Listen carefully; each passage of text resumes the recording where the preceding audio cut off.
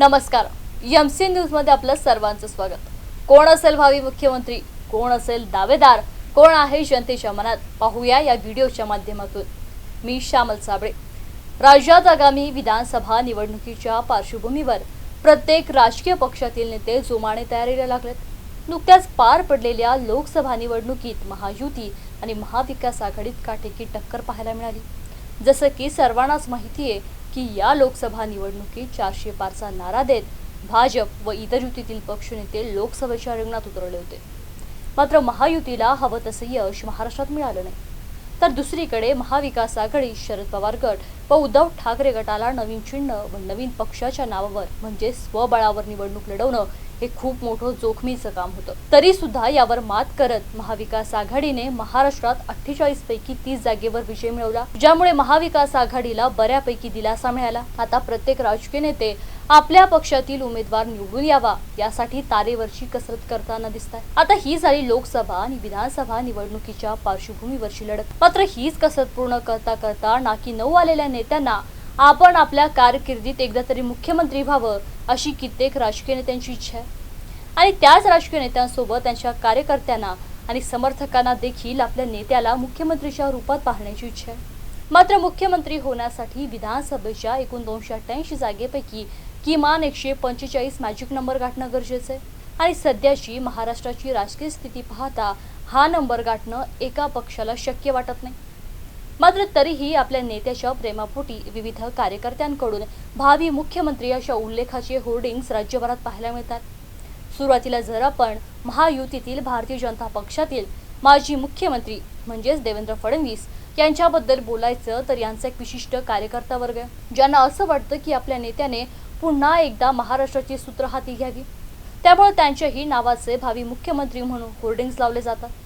तर भाजपाच्या नेत्या युवा नेतृत्व म्हणून प्रसिद्ध असलेल्या पंकजा मुंडे यांचीही मोठ्या प्रमाणात फॅन फॉलोईंग आहे. बीड सोबतच मराठवाड्यातही त्यांचे समर्थक आहेत. युवा वर्गासोबतच गोपीनाथराव मुंडे यांच्या त्या कन्या असल्याने ज्येष्ठ नागरिकांचीही त्यांच्याप्रती असलेली आपुलकी स्पष्टपणे त्यांच्या समर्थकांतून झळकते. यानंतर जर शिवसेना ठाकरे गटाचा विचार केला तर उद्धव ठाकरे यांनी ज्या परिस्थितीत मुख्यमंत्री पदाचा राजीनामा दिला होता त्यासोबतच त्यांच्या पक्षातील नेत्यांनी त्यांच्यासोबत केलेली गद्दारी या सगळ्या गोष्टींची जाणीव त्यांच्या समर्थकांसोबतच जनतेलाही होती. त्यामुळे सहानुभूती म्हणून का होईना जनतेचा कल त्यांच्याप्रती वाढताना दिसला. त्यामुळे उद्धव ठाकरे व त्यांचे पुत्र आदित्य ठाकरे यांचे देखील भावी मुख्यमंत्री म्हणून मराठवाड्यात होर्डिंग्स लावण्यात आले. त्यानंतर शिवसेना शिंदे गटाचे प्रमुख एकनाथ शिंदे एक सामान्य माणसापासून ते मुख्यमंत्रीपर्यंतचा त्यांचा प्रवास किंवा बंड केल्याशिवाय सामान्य व्यक्ती समोर जाऊ शकत नाही अशी मांडणी करणारे त्यांचे कार्यकर्ते. शिंदे यांनी मुख्यमंत्री पदाची डोर सांभाळावी अशी त्यांच्या समर्थकांची इच्छा आहे. त्यामुळे त्यांचेही भावी मुख्यमंत्री म्हणून होर्डिंग जागोजागी लावण्यात आले. त्यानंतर शरदचंद्र पवार गटाचे ज्येष्ठ नेते शरद पवार यांचे पुतणे असलेले अजित पवार यांनी आपल्या काकांसोबत बंड करत महायुतीत प्रवेश केला. शरद पवार यांचं चिन्ह त्यांचा पक्ष हिरावून घेण्यात आला. पण शरद पवारांनी त्याच ताकदीने लोकसभेची लढाई स्वबळावर लढली आणि त्यामुळे शरद पवार हे कार्यकर्त्यांचे आयडॉल बनले. त्यासोबतच त्यांच्या कन्या सुप्रिया सुळे यांनी देखील आपल्या वडिलांसोबत कठीण काळात खंबीरपणे उभा राहून बारामतीत राष्ट्रवादी शरदचंद्र पवार गटाचा झेंडा फडकवला. त्यामुळे शरद पवारांनंतर केवळ त्यांच्या कन्या योग्य पद्धतीने सरकार चालवतील अशी त्यांच्या समर्थकांची भूमिका आहे. त्यामुळे या दोघा बाप लेकीचे भावी मुख्यमंत्री म्हणून होर्डिंग्स लावण्यात येतात. त्यासोबतच राष्ट्रवादी शरदचंद्र पवार गटाचे प्रदेशाध्यक्ष व कायम एकनिष्ठ मानले जाणारे नेतृत्व म्हणजे जयंत पाटील यांच्या नावाचे देखील भावी मुख्यमंत्री असा उल्लेख असलेले होर्डिंग्स लावण्यात आले होते.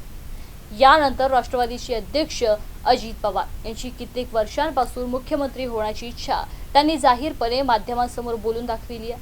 उपमुख्यमंत्री तर झालो, मात्र मुख्यमंत्री होऊ शकलो नाही अशी खंत ते सातत्यानं बोलून दाखवत आले आहेत. यासाठी त्यांनी आपल्या काकासोबत देखील बंड केलं, मात्र तरीही त्यांची इच्छा पूर्ती झाली नाही. त्यामुळे त्यांचेही भावी मुख्यमंत्री म्हणून कार्यकर्त्यांकडून होर्डिंग्स लावण्यात आले. तर त्यांच्या सोबतच छगन भुजबळांचे देखील भावी मुख्यमंत्री म्हणून होर्डिंग्स त्यांच्या समर्थकांकडून लावण्यात आले.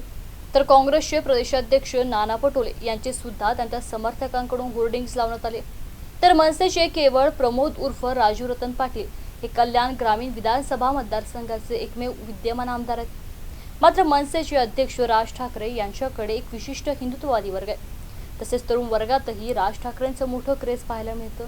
यामुळे त्यांचेही मोठ्या प्रमाणात भावी मुख्यमंत्री म्हणून बीड शहरासोबतच इतर भागात होर्डिंग्स लावलेले पाहायला मिळतात.